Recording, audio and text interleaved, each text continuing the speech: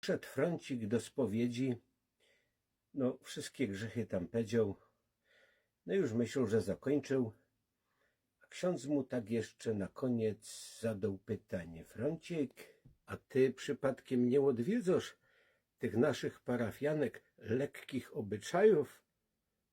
A ja nie wiem, o które chodzi. No na przykład ta Truda Pytlokowo z Familoków, no nie.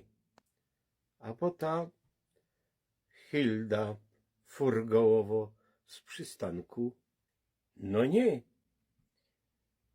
A ta Ziuta Żeloskowo z Hołdy, no nie.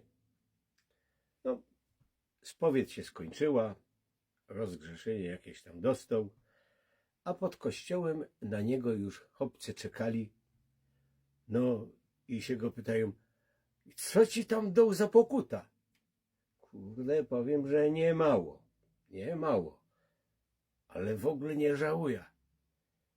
Wiecie, jakie dobre adresy żech dostał?